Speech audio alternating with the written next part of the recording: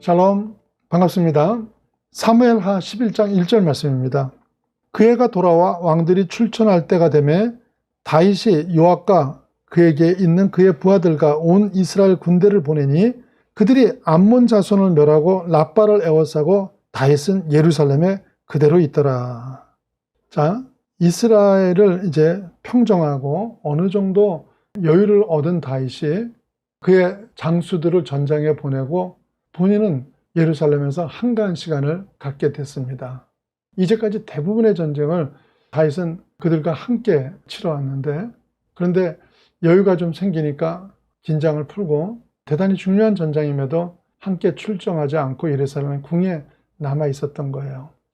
그런데 인간은 이렇게 무엇인가를 이루고 방심한 순간에 잘 넘어지게 됩니다. 사무엘하 11장 2절 말씀입니다.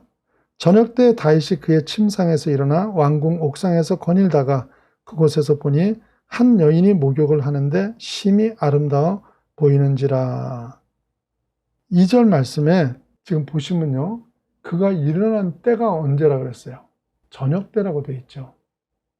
심신이 맑은 사람은 있어야 할 곳에 있어야 되고 해야 할 때 할 일을 해야 됩니다.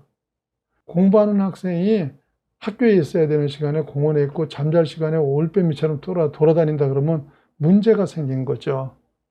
지금 다윗이 그렇습니다.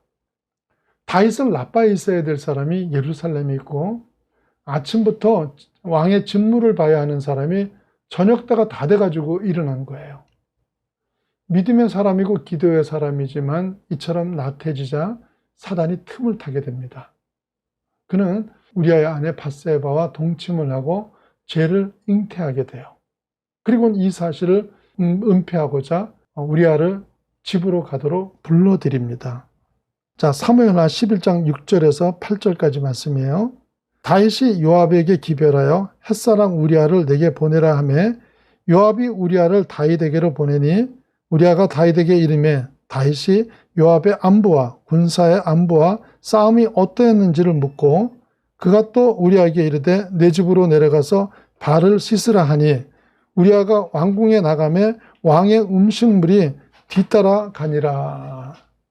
그런데 지금 이렇게 했는데요. 사무엘하 11장 9절에서부터 11절까지 말씀입니다. 그러나 우리아는 집으로 내려가지 아니하고 왕궁 문에서 그의 주의 모든 부하들과 더불어 잔지라. 어떤 사람이 다윗에게 아뢰되 우리아가 그의 집으로 내려가지 아니하였나이다. 다윗이 우리아에게 이르되 내가 길 갔다가 돌아온 것이 아니냐? 어찌하여 내 집으로 내려가지 아니하였느냐 하니 우리아가 다윗에게 아뢰되 언약궤와 이스라엘과 유다가 야영 중에 있고 내 주 요압과 내 왕의 부하들이 바깥들에 진치고 있거늘 내가 어찌 내 집으로 가서 먹고 마시고 내 처와 같이 자리이까? 내가 이 일을 행하지 아니하기로 왕의 살아계신가? 왕의 혼에 살아계심을 두고 맹세하나이다 하니라. 여러분, 이게 얼마나 충직한 부하예요. 내 왕의 신복들이 아직까지 모두 전장에서 고생을 하고 있는데 내가 어떻게 집에서 편안하게 먹고 마시면서 즐기겠냐는 거예요. 만약에 다윗이 범죄하지 않았더라면요, 우리의 이런 모습에 다윗은 크게 감격을 했을 거예요. 그리고 상을 줘도 아마 큰 상을 줬겠죠. 그러나 죄에 붙들려 있는 다윗은 이런 자기 부하의 충성심, 정의로움이 다 방해가 되고 불편한 겁니다. 죄는 그래서 무서운 거예요. 죄의 선자는요, 정의로운 모든 일들이 그에게는 회방이요 잘못된 일이 되는 거예요.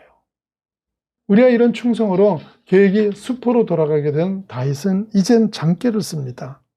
사무엘하 11장 14절과 15절 말씀입니다.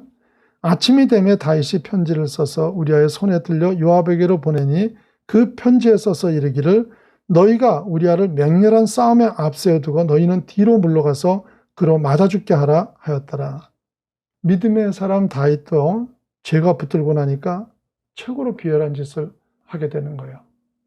이런 다윗의 계략에 의해서 우리아는 결국 죽게 됩니다. 그래서 다윗은 이제 우리아가 죽었으니까 모든 문제가 끝났다고 생각합니다. 감쪽같이 다 해결됐다고 생각했을 거예요. 그런데 문제는 하나님이 끝이 아니라고 하십니다. 사무엘하 11장 27절입니다. 그 장례를 마침에 다윗이 사람을 보내 그를 왕궁으로 데려오니 그가 그의 아내가 되어 그에게서 아들을 낳으니라. 다윗이 행한 그 일이 여호와 보시기에 악하였더라 이랬어요. 여호와 보시기에 악하였더라. 모든 것이 끝났어도요, 하나님이 끝내지 않으면 아무것도 아니죠. 끝났다고 생각하는 것은 사람의 착각일 뿐이죠. 이렇게 착각하고 주변과 자신을 속이고 사는 다윗에게 하나님이 나단 선지자를 통해서 말씀을 하십니다. 사무엘하 12장 10절 말씀입니다. 이제 내가 나를 업신여기고 햇사람 우리아의 아내를 빼앗아 내 아내로 삼았은즉 칼이 내 집에서 영원토록 떠나지 아니하리라 하셨고, 다윗의 죄에 대해서 분명하게 지적을 하세요. 다윗은 그동안 일부러라도 모르는 척하고 우리아의 일을 잃어버리면서 살아왔지만 하나님은 그렇지 않으셨던 겁니다. 그런데 정면에서 죄를 지적당한 다윗이 어떻게 반응을 해요? 12장 13절 말씀입니다. 다윗이 나단에게 이르되 내가 여호와께 죄를 범하노라 하매, 바로 인정을 하고 엎드립니다. 다윗의 강점이 여기에 있는 거예요. 다윗은 그래도 신앙인이고 하나님의 사람입니다. 죄를 은폐하고 사람은 속였지만 하나님의 눈은 피할 수가 없다는 걸 인식한 순간에 다윗은 발뺌이나 변명이나 오래 생각하지 않습니다. 즉시 자신의 사악함을 인정하죠. 사람에 있어서 가장 큰 용기는요, 자기의 잘못을 인정하는 거예요. 가장 비겁한 모습은 이 핑계 저 핑계로 자신을 변명하는 거예요. 다윗과 사울의 차이가 여기에 있고요. 똑같은 죄 중에서도 멸망으로 가는 것과 회복으로 가게 되는 차이가 여기에 있는 것입니다.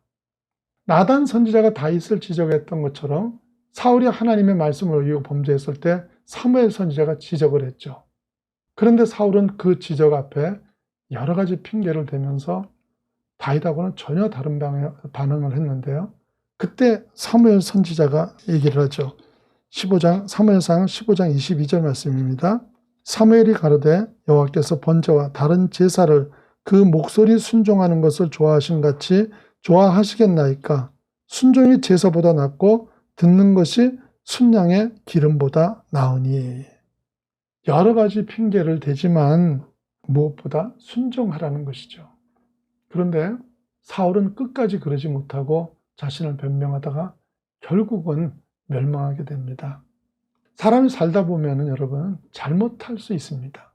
그런데 사울은 돌아서야 할 자리에서 돌아서지 못했고, 다윗은 그보다 더한 죄를 짓고도 돌아섰기 때문에 더 큰 은혜 속에서 살게 되는 것입니다. 이 둘이 이렇게 다른 선택을 하게 된 이유가 무엇입니까? 이건 중심의 문제입니다. 나 중심의 사람인 사울은 자신의 의가 무너질 수 없었고 그런 허물을 사람들에게 내놓을 수가 없었던 거죠. 그런데 하나님 중심의 사람인 다윗은 자기 체면이나 사람들의 인정보다도 하나님께 버림받는 것이 더 큰 문제였기 때문에 자신을 다 내려놓고 하나님께 매달렸던 것입니다. 하나님의 백성은 이게 바로 능력이죠. 사랑하는 여러분은 어떤 실패의 자리에서라도 하나님을 붙드시는 신앙으로 다윗과 같이 은혜로운 삶을 사시기를 예수님 이름으로 축원합니다.